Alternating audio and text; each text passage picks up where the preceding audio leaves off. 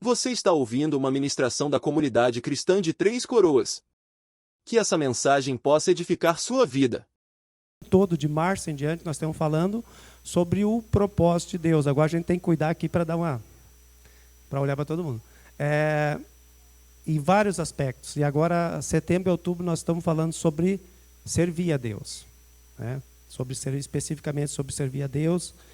E eu creio que tem sido muito legal, pelo menos para mim, que a gente fica buscando de Deus, lendo mais, ouvindo mais, e isso tudo vai enraizando em nós. Então nós temos um tempo, né? Nós temos um tempo maior de sermos ministrados, não só por o que é falado aqui, mas eu creio por aquilo que a gente revisa os textos em casa, dá uma olhada, né? E assim a gente vai se enraizando e aprendendo o propósito de Deus para nós nesse aspecto de servir.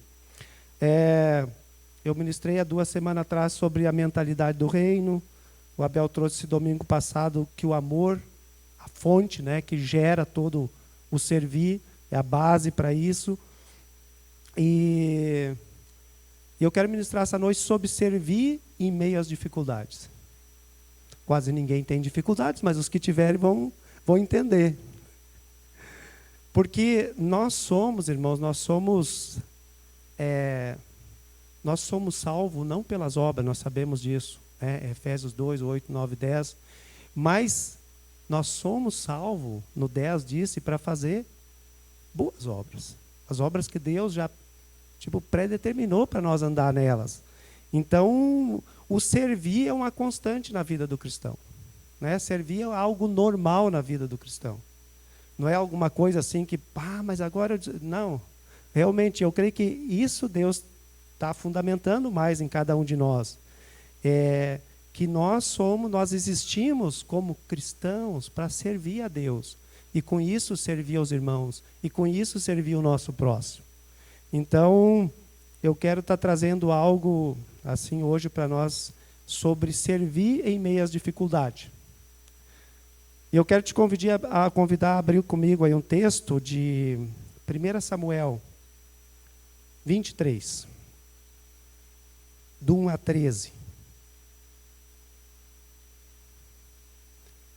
1 Samuel 23, 1 a 13.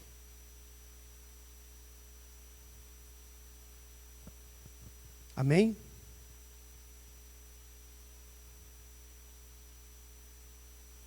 Foi dito a Davi: eis que os filisteus pelejam contra Keila e saqueiam as eiras. Consultou Davi o Senhor, dizendo: irei eu, ferirei esses filisteus? Respondeu o Senhor a Davi: vai e ferirás os filisteus e livrarás Keila.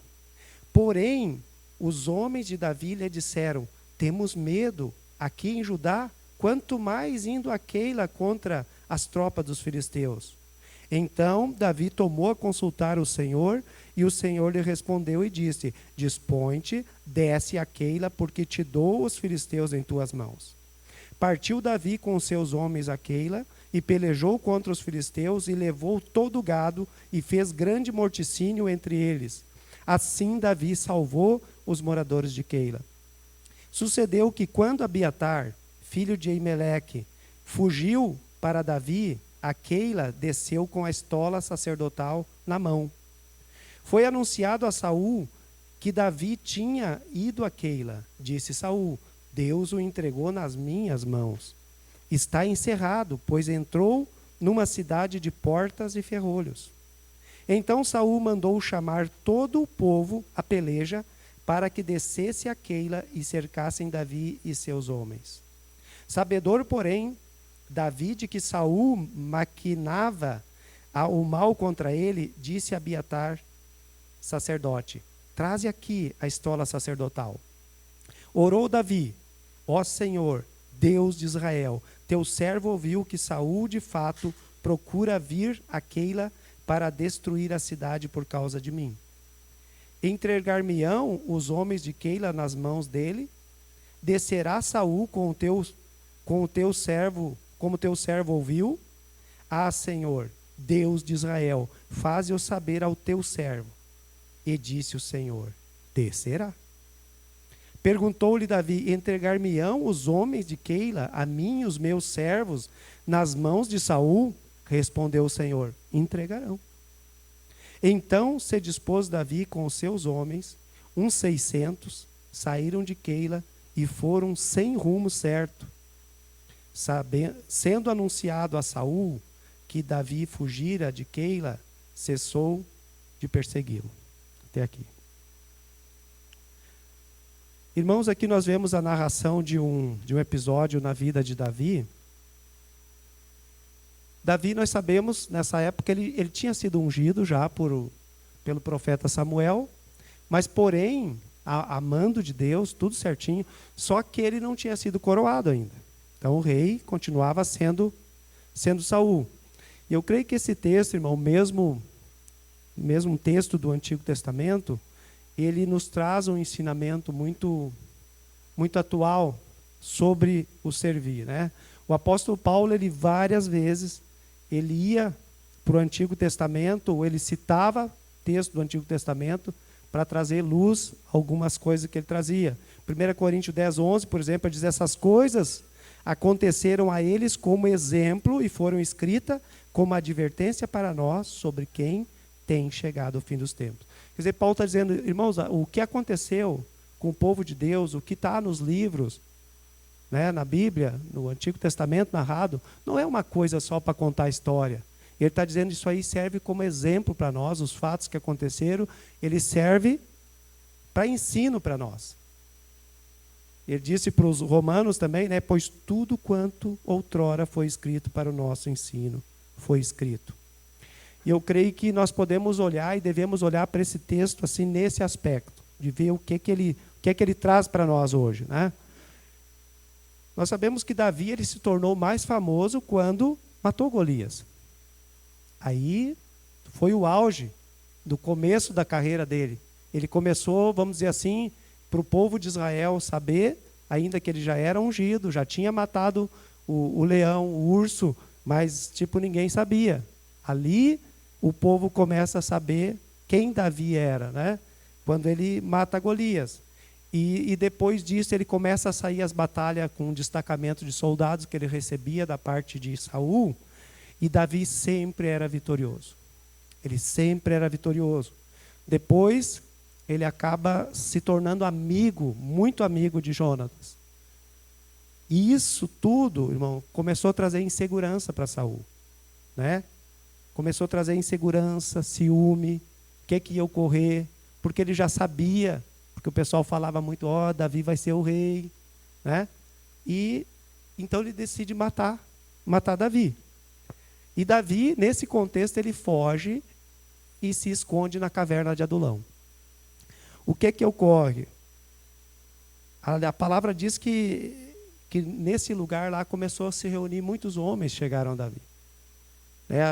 Tem uns textos que falam de 400, nesse texto aqui nós já sabemos que eles estavam em 600 homens. Então, qual era o tipo de homens que foram ter com Davi? A palavra cita que eram os amargurados de espírito, os endividados, né? Os descontentes. E também nós sabemos que os da casa de Davi, a família de Davi foi ter com ele. Mas parece que por algum motivo que não relata aqui, esses homens se identificaram com Davi. Talvez perceberam, Davi está fugindo de Saul, tem os seus problemas, nós temos nossos problemas. Eu creio que esse cara vamos ter, digamos, um cuidado lá, vamos estar junto com ele, né? E a gente sabe pelo que ocorreu depois que deu certo. Então é nesse contexto, irmãos, que Davi se depara ou fica sabendo, olha, chegou a Davi a notícia que os caras estavam saqueando as eiras, que o pessoal de Keila estava colhendo, eles estavam saqueando, e Davi deve ter ficado irado mesmo, porque se a gente vê como Davi ficou irado quando ele lutou com Golias, ele diz, como é que um cara desse, um incircunciso, não respeita, afronta o povo de Deus, afronta Deus, né? E eram os mesmos caras que estavam lá de novo. Então a gente imagina assim que Davi ficou de um lado para o outro caminhando, já com a mão na espada, né? Porque era uma coisa que ele sabia fazer, ele tinha destreza para isso. Mas uma coisa importante, irmãos, o Davi, mesmo ele dizendo, ele não vai de qualquer jeito para lá. A primeira atitude de Davi é chegar a Deus. Senhor, eu devo ir a Keila, né? Eu devo ir lá livrar essa cidade? Porque não foi Deus que tomou a iniciativa no primeiro ponto. Davi sentiu que precisava ajudar os irmãos, né? Mas nesse meio tempo ele também não foi de qualquer jeito. Ele disse, Senhor, é para ajudar? Eu vou ser útil lá? É isso que eu devo fazer? E Davi, então, ele vai perguntar a Deus se é para ajudar antes de diretamente ele se envolver nisso. E depois Deus diz, Davi, vai lá. Vou te entregar nas mãos, tu vai ferir esse povo, vai livrar a cidade. E Davi, importante, irmãos, que ele mesmo com problemas, né? A vida de Davi corria risco, porque ele estava sendo caçado por Saul. Ele corria risco. Mas isso não impediu Davi de ver a necessidade que os outros estavam passando. Entende? Ele era um cara perseguido. Ele ali, naquelas alturas, ele estava com alguns homens, mas não se comparava ao exército de Israel. Mas ele sentiu a necessidade, tipo assim, de sair do esconderijo e botar a sua vida, vamos dizer assim, onde todos iam ver, para servir os outros e não apenas se esconder. Agora imagina Davi, né? Eu creio assim que Davi era um cara, ele gostava da guerra. E ele certamente vai motivar os homens lá, tudo, e vamos lá e tal. Mas daí ele tem uma primeira derrota quase, porque eles dizem assim, Davi, nós já temos um problema aqui, nós estamos fugindo. Imagina que aqui a guerra não é certa, pode ser que não aconteça. Agora, se nós for lá, é certa. Provavelmente e Saul vai ficar sabendo disso tudo. O que é que Davi faz de novo? Ele não vai de qualquer jeito. Eu creio que ele não tinha dúvida, né, que Deus tinha falado. Mas ele disse, mediante isso aí, eu preciso dar uma confirmadinha. Senhor, eu devo ir mesmo? Aí ele diz, vai, Davi, vai que eu vou te entregar na mão. Ele tornou a consultar a Deus. Então, dispõe-te. Deus afirmou um pouco mais, desce a Keila, porque te dou os filisteus em tuas mãos. E isso eu creio que deu assim uma segurança, uma certeza maior para Davi. Então ele mobiliza os homens e ele vai para a cidade de Keila dos filisteus lá, que os filisteus estavam atacando. Irmãos, aqui um ponto importante que eu creio assim, que para mim falou bastante. Creio que Davi, ao cumprir esse propósito, nos ensina uma lição.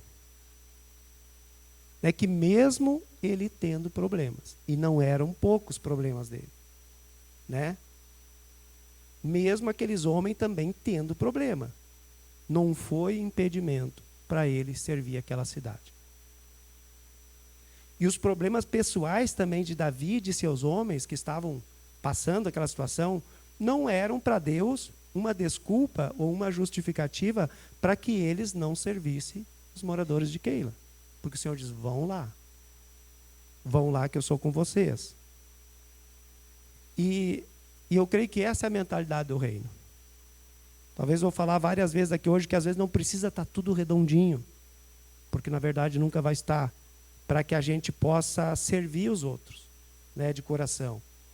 Servir e cumprir um propósito de Deus. Não depende necessariamente de nós estarmos numa posição, uma situação confortável. É claro, irmãos, que eu não estou falando aqui que dá para servir de qualquer jeito. Tem épocas e tem horas e tem situações que a gente precisa ser tratado, precisa ser cuidado e precisa dar um tempo. Não estou falando, não, todo mundo de qualquer jeito vai servir. Não, mas são situações mais pontuais. E a gente tem que estar sujeito a isso. Que às vezes precisa ser restaurado, ser tratado, ser cuidado. Mas na maioria das situações, das vezes, não é algo específico.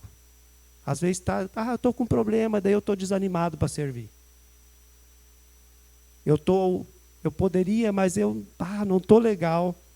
Eu creio que não vou, eu vou lá abrir mão, não vou servir. Porque se nós olharmos Atos 1:8, né, que vem a revelação clara de servir, a hora que vier, vem o Espírito Santo, vai descer sobre vocês. Vocês vão ser minha testemunha em Jerusalém, Judeia, até os confins da terra. Então Deus está dizendo, na força do Espírito Santo, na graça de Deus, vocês vão pregar o evangelho, vocês vão servir. Agora veja bem a circunstância que isso ocorreu. Se a gente inverte e vai para Atos 8:1, o que é que diz? Atos 1:8, se tu quiser abrir aí. Foi num contexto muito difícil que aconteceu, que a igreja cumpriu essa tarefa de servir. Não foi assim organizadinha, hoje vamos pregar numa sinagoga, amanhã na outra, vamos lá. Não foi dessa maneira. Atos 8:1 diz assim, depois da morte de Estevão, que foi o primeiro mártir, naquele dia levantou-se grande perseguição contra a igreja em Jerusalém. E todos, exceto os apóstolos, foram dispersos pelas regiões da Judéia e Samaria. Irmãos, aí começou que esse povo começou a deixar tudo para trás. Ficou suas casas, ficou os vizinhos, ficou os amigos, ficou as ovelhas, porque eles estavam fugindo para salvar suas vidas. Mas o importante é que por onde eles iam, eles pregavam o evangelho. Aonde eles iam, pregavam o evangelho. Então, irmãos, se a gente começa a examinar as escrituras, nós vemos que Deus, ele não vai esperar assim, está tudo resolvido. Ele vai nos chamar, ele vai nos convocar para trabalhar para ele, em meio às dificuldades. Eu repito, até porque eu creio assim, que nós nunca estaremos naquele lugar em que não tem nada para se preocupar, onde não vai ter nada para resolver. Algumas coisas vão ter para resolver sempre. Talvez ele dizer, mas quer dizer então que eu vou estar sempre em luta? Eu vou estar sempre em aflição? Não. A palavra também nos ensina que nós vamos vencer, Cristo já venceu.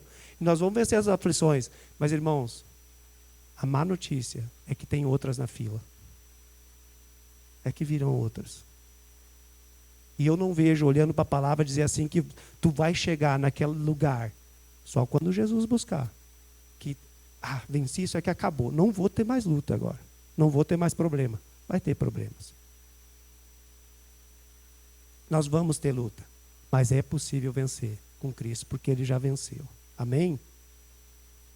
Mas nós temos vários exemplos de como foi, numa situação difícil, que os irmãos foram servidos, que o Evangelho foi pregado. Quando Paulo ele prega para os Gálatas, a gente pode perceber que não estava na rota de Paulo pregar para eles. Ele pregou lá por causa de uma enfermidade.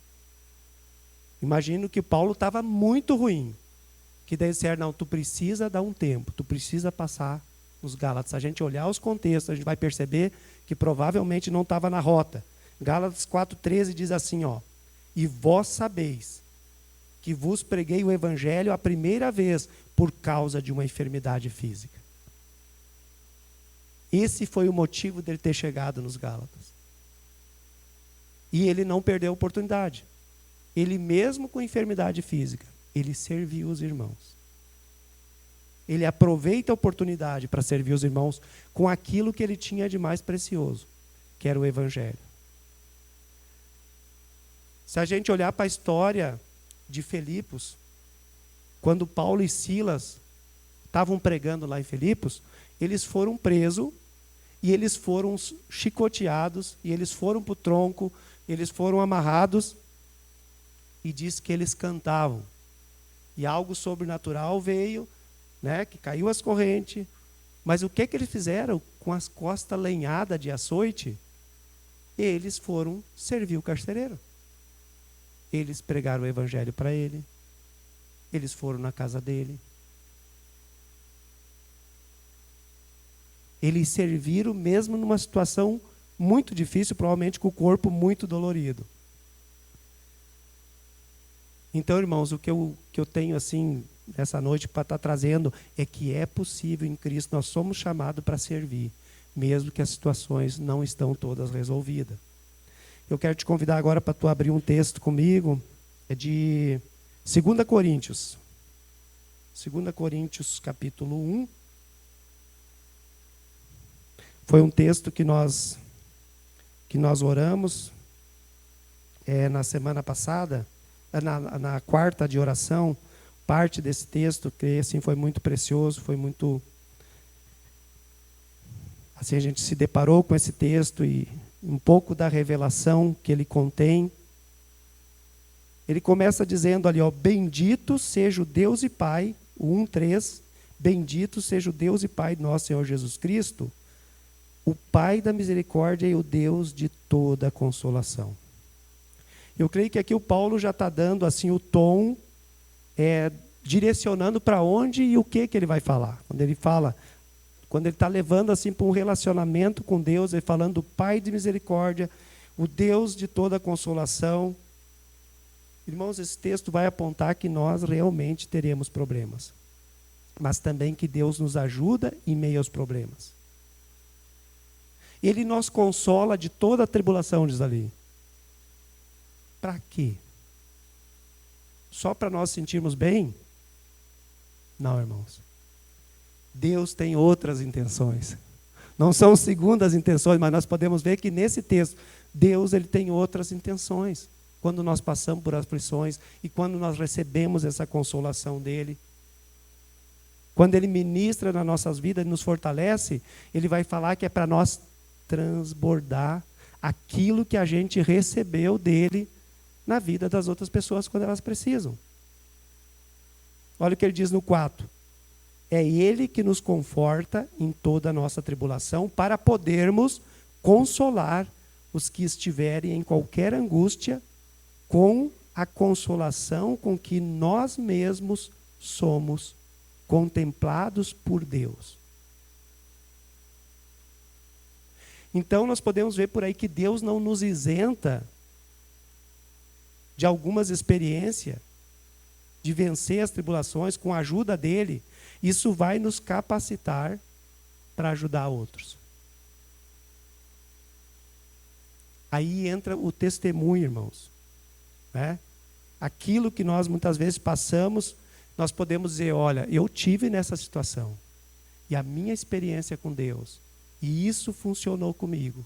E isso eu sei que pode funcionar com você. Pode ser que uma pessoa que passa uma tribulação muito grande, ou não tão grande, mas no casamento, né? E à medida que ela vai sendo ministrada no meio dessa aflição, né, que ela passa por isso, ela está autorizada, vamos dizer assim, a compartilhar na vida dos outros. Aquilo que ela passou e como Deus o ajudou a vencer aquilo. Se alguém passa numa situação financeira também, vamos dizer assim, pode ser outras coisas, que se trouxe várias provações, mas ao mesmo tempo, também, tu viu a provisão de Deus, vai haver oportunidade de ministrar na vida dos outros aquilo ali, da maneira que tu foi suprido, da maneira que nós fomos consolados.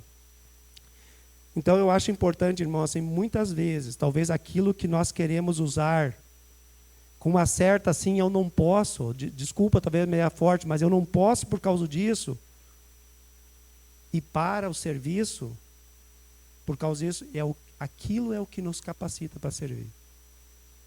O passar por uma experiência que não é boa, que é dolorosa, muitas vezes nos capacita a servir. Talvez você está perguntando, mas quer dizer que não dá para servir sem passar por dor, por estar... Irmãos, dá, mas se nós olharmos textos e textos, não vai ser sempre assim. Mas uma experiência que você sofreu, que você passou esse ano e venceu com o Senhor, Ele vai te dar margem, vai te dar bagagem para tu falar anos disso ali. Então, precisamos prestar atenção. Aquilo que às vezes nós temos que nós usamos assim, eu não posso servir por causa disso.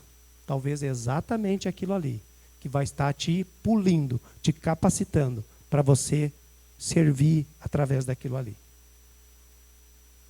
Vamos ler o versículo ali, o 5, também o 7, eu vou pular o 6 ali. Porque assim como os sofrimentos de Cristo se manifestam em grande medida a nosso favor, assim também a nossa consolação, transborda por meio de Cristo. É o 7. A nossa esperança a respeito de vós está firme, sabendo que, como sois participantes dos sofrimentos, assim os sereis da consolação.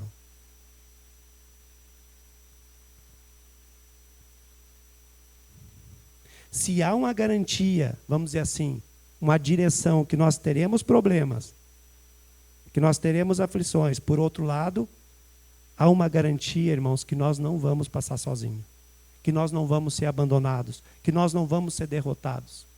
É o que o texto está ensinando para nós, está afirmando para nós. O mesmo Jesus diz assim, ó, tenha um bom ânimo, né? Eu venci o mundo, João 16,3. 1 João 5,4 diz também, aquele que é nascido de Deus vence o mundo. E nós somos nascidos de Deus, amém? Nascidos do alto. Então Jesus nos garante, nos afirma que assim como é certo que alguns sofrimentos, tribulações vêm também a consolação da parte dele. Então, irmãos, resumindo, não importa o que venha pela frente. Quando eu e você sabemos que não estamos sozinhos, que não fomos abandonados, nós podemos esperar uma esperança sólida, convicto. Haverá solução sobrenatural, haverá consolação de Deus. E Paulo fala isso por quê? Ele conta uma experiência. Olha o que ele diz no versículo 8. Deixa o texto aberto. Ele diz, porque não queremos, irmãos, que ignoreis a natureza da tribulação que nos sobreveio na Ásia, porquanto foi acima das nossas forças, a ponto de desesperarmos até da própria vida. Paulo, então, ele fala um pouco do tipo da natureza. Né? Foi um impacto muito grande sobre a vida deles, das emoções, da situação física. E ele reforça, foi acima das nossas forças. Nós, perdemos a esperança. Paulo está dizendo que a situação era tão ruim. Porque às vezes, quando a gente vê a situação, ele diz, como é que está? Eu estou vendo uma pequena possibilidade. Paulo ali, humanamente falando, ele não estava vendo mais. Não tinha mais luz no fim do túnel para o Paulo. Humanamente falando, ele não tinha mais. Mas o segredo de Paulo é o segredo para nós, irmãos. É o que está no versículo 9. 9 e 10, né? Mas vamos ler o 9 primeiro. Contudo, o 9, já em nós mesmos tivemos a sentença de morte, para que não confiemos em nós, e sim no Deus que ressuscitou os mortos. Então, tudo isso nós podemos ver que tinha um objetivo. Deixar bem claro para Paulo, e olha que era Paulo, hein? Que a confiança sempre tem e deve estar em Deus. Deve estar em Deus. Quanto antes eu entendo assim, quanto antes eu entendo minhas limitações, minhas deficiências, meu poder da força do braço, menos eu sofro. Porque eu paro de insistir. Eu paro de ficar que nem, sabe, preocupado, ansioso. Porque eu começo a aprender, a saber que não vai por mim. Às vezes a situação de uma pessoa, eu preciso que Deus toque, que Deus fale, que Deus mova a mão dele. E às vezes não é no dia que eu quero, não é na semana que eu quero, nem no ano que eu quero. Eu creio que a conclusão do Paulo foi simples. Quando ele fala do Deus que ressuscita os mortos, ele pensou, Deus, nós só precisa fortalecer, outros precisam ressuscitar. Imagino que ele lembrou do Lázaro, né? Lembrou quando Jesus ressuscitou a filha de Jairo, ele lembra quando ele ressuscitou o filho da viúva de Naim. Paulo está dizendo, para nós até é mais fácil, Deus só precisa nos fortalecer. Outros ele precisou ressuscitar, alguns ele precisa ressuscitar, nós ele precisa fortalecer. Deus que ressuscita os mortos, mas também apontando para o futuro, ele sabia que um dia Deus vai trazer os mortos. Todos aqueles que morreram em Cristo vão ressuscitar com ele. Porque ele apontava para o que Jesus já tinha feito no futuro, no passado. Né? Que todo mundo sabia e estava registrado, mas ele também apontava para aquilo que ele fez, que ele falar no futuro. Mas é importante, irmão, a força, Paulo diz, a força não está em mim. Irmãos, é essa convicção que nós precisamos chegar. Quanto antes nós chegarmos nessa convicção, menos nós sofremos. A força está no Deus que ressuscita os mortos. E Paulo diz no versículo 10, o qual nos livrou no passado e livrará de tão grande morte, em quem temos esperado, que ainda continuará a livrar-nos. Paulo está dizendo, Deus fez no passado, está fazendo no presente, vai fazer no futuro. É isso que ele está dizendo. E é isso que nós precisamos olhar, irmãos. Cada vez nós olhar para o passado, ver de onde Deus nos tirou. Quanto Deus já fez por nós. Vale a pena a gente fazer, né? Dar uma paradinha, uma pensada em gratidão a Deus. A palavra está dizendo que Ele vai continuar fazendo. Irmão, se Deus te socorreu uma vez, Ele vai continuar te socorrendo. Se Deus te fortaleceu uma vez que você estava desanimado, para baixo, achando que não tinha mais jeito, Ele vai te fortalecer outra vez. Amém? Ele vai te fortalecer outra vez. O Deus de toda consolação vai continuar consolando. Então Ele livrou no passado, Ele está livrando nós hoje e Ele continuará livrando. Anote esse versículo 10 aí. Medite nele. Eu creio que Deus vai trazer muito mais ainda, consolidar em nossa vida o cuidado dele sobre nós, o cuidado dele sobre a igreja. E nós precisamos entender que às vezes, irmãos, o passar por situações é uma capacitação para nós. Aprender a servir. Né? Nós sermos polidos, sermos treinados para ajudar outros. Enquanto enfrentamos isso, nós podemos até, de repente, né, que Deus... Temos que experimentar, saber que Deus é que tira da situação difícil. Não é pela força do braço, nunca ir pela força do braço. E nós podemos aprender que nós podemos servir a outros, mesmo que os nossos problemas não estão resolvidos. Mesmo que a minha luta não está resolvida, nós podemos servir a outros. Gálatas 6:9 diz, e não nos cansemos de fazer o bem, porque a seu tempo ceifaremos, se não desfalecermos. Irmãos, fazer o bem cansa? Cansa ou não cansa? Cansa, né? Fazer o bem cansa. Mas ele diz, ó, não se canse de fazer o bem. No tempo certo, você vai ceifar. 1 Coríntios 15:58 diz, portanto, meus amados irmãos, sede firmes, inabaláveis, sempre abundantes na obra do Senhor, sabendo que no Senhor o vosso trabalho não é vão. E ele fala ali de constante, ele está dizendo, não pare. Abundante, intensidade. É ter firmeza para enfrentar os problemas e não deixar que ele nos abalem, porque o Senhor está conosco. E agora eu quero voltar para finalizar para o texto. Para o texto lá de 1 Samuel.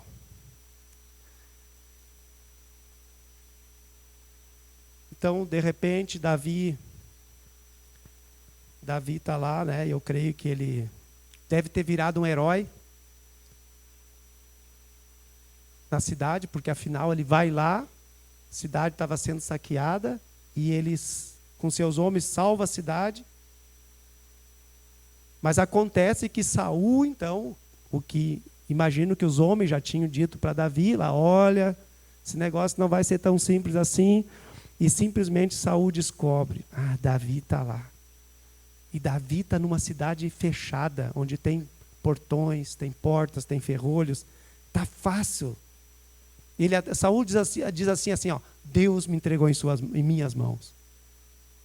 Né? O Saul estava com essa expectativa que Deus estava nesse negócio. E a notícia também chega dessa maneira, chega a Davi. A notícia, Saul está descendo, está vindo. E Davi, então, ele usa a estola sacerdotal que tinha sido levada, ele consulta a Deus, e ele faz a pergunta, né, para Deus. Senhor, o Saul está vindo mesmo? Está vindo para Keila, para me pegar? E acho que a resposta que ele não queria ouvir, ele diz, está vindo mesmo. Como a gente diria assim, ó, pior que está vindo, Davi. Está chegando. Mas, irmãos, veja bem, a gente não vê Davi reclamar uma palavra a respeito disso. A gente não vê Davi questionar a Deus, mas Senhor, eu senti que tinha que ir lá ajudar eles. O Senhor me confirmou, mandou lá. Arrisquei a vida e não fala nada. Davi não reclama, ele vai para a segunda pergunta. Certo? Ele pensou, pelo menos alguma coisa a favor eu vou ter. E disse, Senhor, esses homens dessa cidade, esse povo que nós servimos, que nós arriscamos nossa vida, que nós defendemos aqui, eles vão nos entregar nas mãos de Saul? E a pergunta, e Deus diz, Davi, pior que vão mesmo. Eles vão te entregar. Sabe, irmãos, eu fico pensando assim, talvez o sentimento que poderia ter, mas que não teve em Davi, né? Ele não morava naquela cidade. Não há relatos nenhum que ele morava. Ele não tinha parentes naquela cidade. Ele simplesmente se compadeceu do povo, porque ele tinha muita clareza, né, que eles eram o povo de Deus. Que não era possível aceitar um povo idólatra estar indo lá massacrar, roubar as colheitas e ferir o povo da cidade. Né? E Davi arriscou sua vida, e agora ele está vendo, poxa, mas agora esse povo que eu servi vai me entregar nas mãos de Saul? Vai me entregar de bandeja, como se diz, para o meu perseguidor? E Deus diz, vai entregar, Davi. Sabe, a gente não vê um questionamento. Mas aí, irmãos, queria trazer alguma coisa assim, nesse sentido para nós, que às vezes pode parar muito, talvez você já passou por isso, que é uma palavra que se chama gratidão. Esse povo, se nós olharmos, foi muito ingrato com Davi. Porque ele fez tudo e o povo entregar a ele ainda. Irmãos, pensa numa coisa, talvez, que pode paralisar um ministério. Né? É a falta de gratidão. A pessoa perceber que as pessoas não estão sendo gratas para ele. Né? Talvez muitos aqui tiveram casas cheias, com célula, com grupo caseiro, com tantas outras coisas, e de repente não veio a gratidão. Né? Se doaram, se esforçaram. Davi fez tudo isso, arriscou a vida, uma coisa tremenda. Ele fez e o povo não foi grato com ele. Irmão, eu também creio assim, não é que às vezes a gratidão não é demonstrada como a gente gostaria. E a gente não pode viver trabalhando para receber gratidão, é lógico. Esse é o modelo que Davi deixa para nós aqui. Mas às vezes ela não é expressada, mas muitas vezes ela é expressada. Eu falei do texto do carcereiro. A gente pode ver que ali houve gratidão. Diz que eles lavaram os açoites, eles trataram os açoites de Paulo e Silas. A palavra diz que eles fizeram a refeição juntos, né? E tiveram um motivo de grande alegria ali, de salvação, houve batismo. Então a gente pode perceber que houve gratidão ali com Paulo e Silas. Se nós olhar quando Paulo naufragou lá com aquele navio na ilha de Malta, que chegaram lá só, né, o navio se perdeu totalmente, a gente percebe naquele cenário lá que já começa a fazer na fogueira. Lembram que a serpente morde na mão de Paulo, e os da ilha estão dizendo, esse cara é um condenado, porque escapou da morte, agora vai morrer aqui pela serpente. E Paulo sacode a serpente na fogueira, e não acontece nada, e o povo já começa a virar. Daí, não, esse homem é alguma coisa diferente, ele deve ser homem de Deus. E ali naquela ilha, Paulo curou muita gente, houve um avivamento naquela ilha. E se a gente ler a história, a gente vai ver que os moradores, quando Paulo pega o outro navio para ir seguir a viagem dele, diz que a palavra ela diz que eles encheram eles de provisão. Eles colocaram provisão provavelmente que sobrou da viagem. Então, às vezes vem gratidão, mas às vezes a gratidão não aparece. E é aí que nós temos que aprender a lidar com isso. Quando a gratidão não vem. Então não são todos os que vão ser ingratos, porque não há nenhuma menção. É interessante isso. Isso eu sei que serve para nos curar. Não há nenhuma menção de Davi toda a sua vida sobre Keila, que ele ficou chateado. Ao contrário de outras coisas que ele não resolveu, mas ele diz para Salomão, dá um jeito no Joabe lá, Salomão. Ele nos causou problemas, ele fez coisas erradas. Davi não disse para Salomão mesmo, Keila fez isso e isso, esse povo lá. Não, ele nunca mais toca no assunto. Porque eu creio que Davi, ele tinha muito claro para ele a mentalidade do reino. Porque a palavra diz que Davi pegou seus homens e saiu sem rumo. Porque ele não tinha algo planejado. Mas mesmo assim ele confiava, sabia que Deus ia dar o rumo para ele. Essa era a mentalidade que Davi tinha, a mentalidade do reino, de servir sem estar esperando algo em troca, né? Os moradores de Keila não pediram. Ele diz, eu fui lá porque eu senti isso e fui comissionado pelo Senhor. Então quem deve ser honrado é o Senhor, que deu a vitória. E eu creio que no coração de Davi ele diz, eu honrei o Senhor naquilo que ele me designou, que ele disse que eu devia ir, eu fui, cumpri minha tarefa e está tudo bem. E eu creio que Davi diz assim, ainda que eu não tenha um plano para a minha vida, porque eu não sei quando vai ocorrer, mas eu tenho a promessa de Deus, eu fui ungido, Deus vai ter um plano.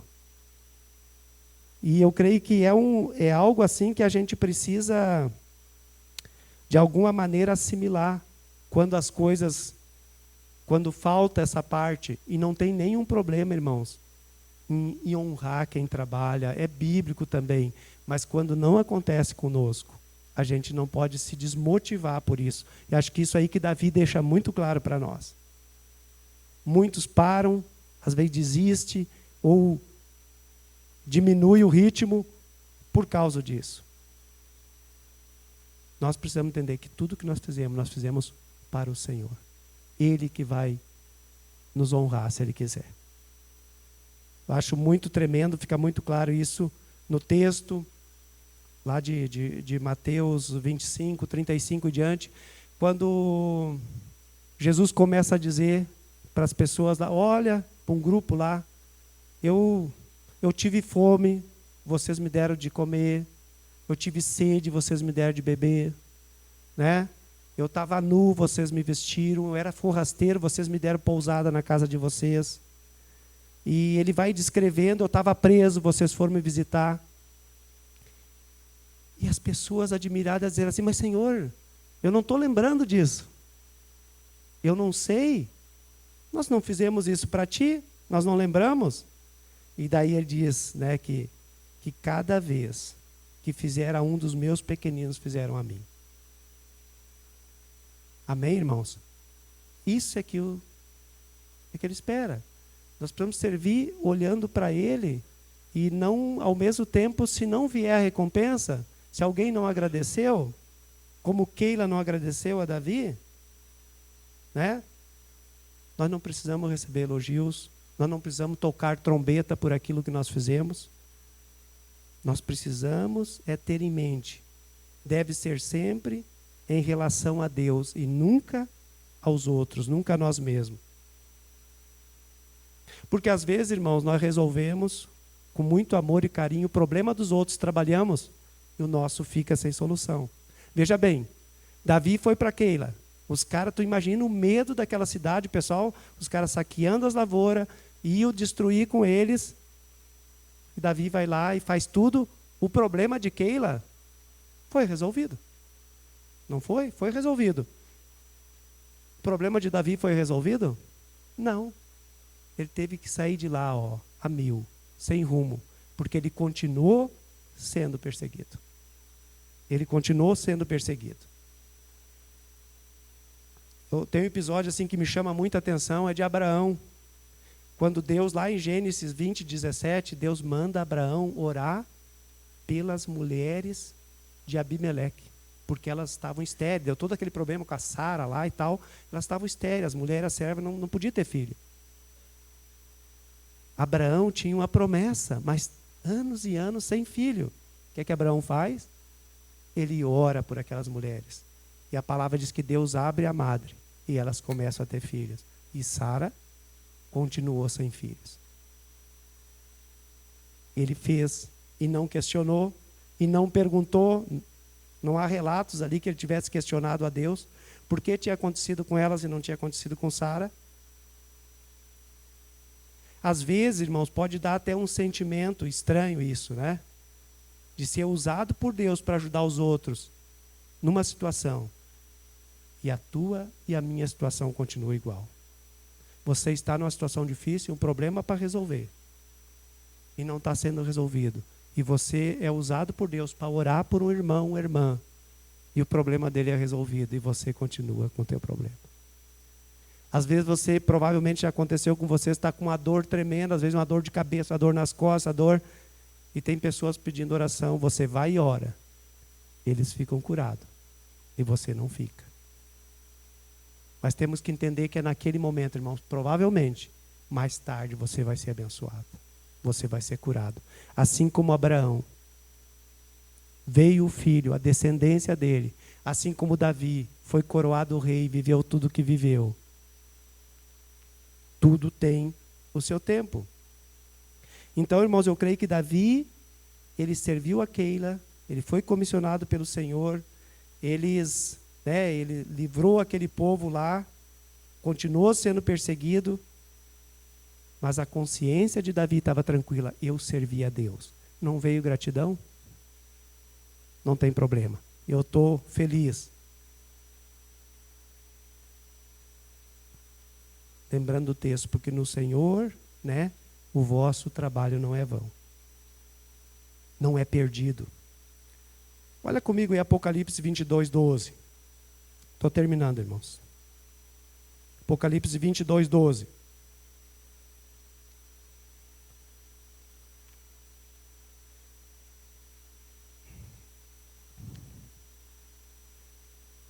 Eis que venho em breve. A minha recompensa está comigo. E eu retribuirei a cada um de acordo com o que fez, ou segundo as suas obras. Hebreus 6:10.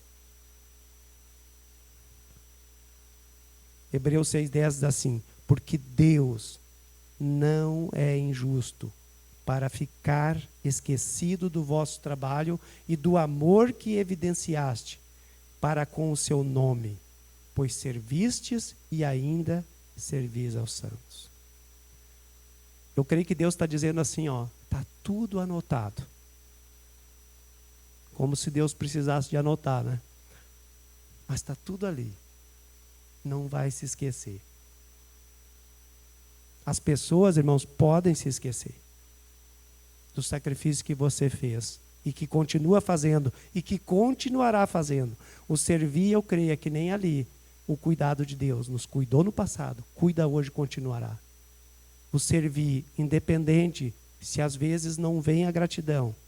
Nós fomos comissionados a servir no passado, estamos servindo e vamos ser comissionados a servir no futuro. Não desanime, irmão. A recompensa vem do Senhor. É dele que vem. Sirva mesmo que os teus problemas não estejam resolvidos, mesmo que as aflições estão batendo, mesmo que os dias às vezes não são muito bons. No tempo certo, ele vai resolver. Ele vai trazer uma solução. Mas enquanto isso, nós precisamos receber aquilo que Paulo recebeu, a minha graça. A graça dele nos basta. Se somos participantes do sofrimento, nós somos participantes da consolação. Eu creio, irmãos, que a ajuda, o serviço que cada um oferece para os que necessitam, ele chama a atenção de Deus. Ele chama a atenção de Deus. Lembra que foi dito para Cornélio lá, quando veio o anjo falar com ele? Cornélio, diz ali, as tuas orações e as tuas esmolas foram ouvidas, chegaram a Deus.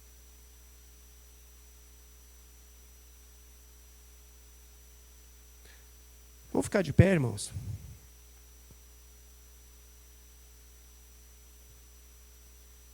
Gostaria que você fosse hoje para casa com essa plena convicção que o Deus que te cuidou no passado, Ele te cuida hoje e Ele vai te cuidar no futuro.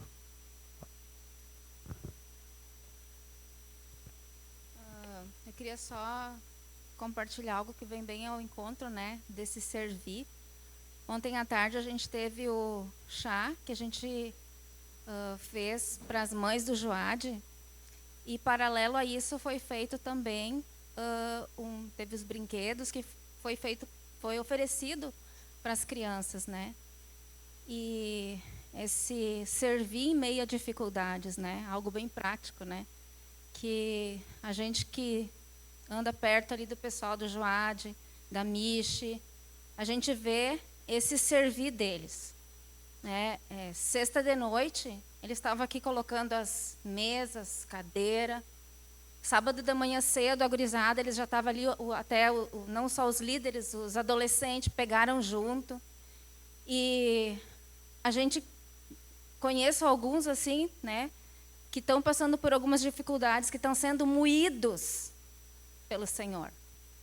Estão sendo moídos ali, né, que estão na prensa e estão aqui servindo com alegria, né? Hoje ainda eu soube de uma situação que aconteceu e a pessoa estava aqui servindo ao Senhor em meio à dificuldade, em meio a estar sendo moído, em meio a provações, em meio a tudo isso, algo prático que a gente está vivendo aqui, né? Então, eu coloquei, agradecendo, a Adna ainda disse assim, ainda do sábado, né? Que equipe linda que vocês têm, que equipe linda.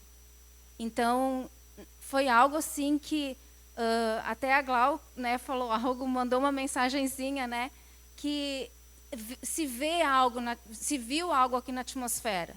Não foi só um chá, tinha a presença de Deus, tinha o óleo de Deus aqui nesse lugar, tinha manifestação. E eu creio que muitos frutos a gente ainda vai ver desse tempo que aconteceu ontem à tarde aqui. Então, mais uma vez, né, eu já coloquei ele nos grupos, né, a gente já agradeceu e ainda coloquei essa palavra, né, o Senhor que vai trazer a recompensa sobre vocês, né? E a gente sabe que todo o trabalho que vocês têm durante a semana, né, ali, né, uns têm 2 empregos, 3 ali batalhando, né, mas é do Senhor a recompensa, né? Eu sei que muitos aqui que estavam servindo aqui ontem à tarde estão passando por dificuldades, estão sendo moídos, estão passando por dificuldade mesmo, que a gente sabe. E estavam aqui servindo. Então, e servindo com alegria. Servindo com alegria. Eu cheguei em casa de noite também, assim, porque o físico a gente cansa, é normal. Com uma dor de cabeça, cansada, mas assim, uma alegria. Alegria de ver cada mãe, assim, tão feliz, tão contente. Né? A gurizada ali, montando coisa, chuva ontem que deu, né? E estavam ali com alegria. Claro, o nosso corpo sente, o físico sente. Mas a satisfação de servir ao Senhor, e é para o Senhor. E a recompensa é dele, não tem como pagar.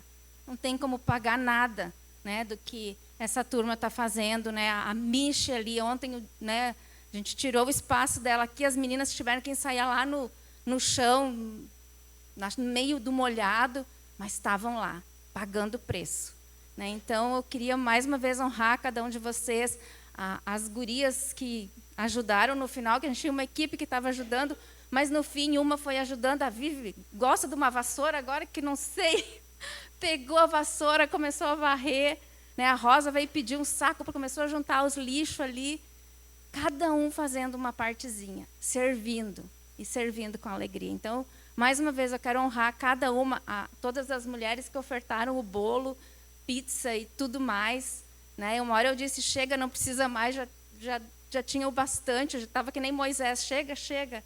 E foi lindo, né? A gente ainda falou, foi servido todas as mães do Joade, todas as classes, né? Júnior 1, 2, os adolescentes, os líderes, alguns pais que estavam aqui, e ainda sobrou para alguns levar para casa. Então, foi todos, né? Então foi maravilhoso. Então, mais uma vez, igreja, né? Vocês são uma igreja generosa, né? Porque a gente recebeu em abundância de tudo. Então, mais uma vez, né? A recompensa é do Senhor. E sim, né? Servir em meio a dificuldades.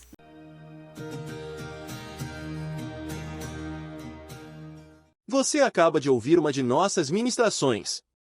Esteja conosco em nossas reuniões e siga-nos em nossas redes sociais. Que Deus te abençoe.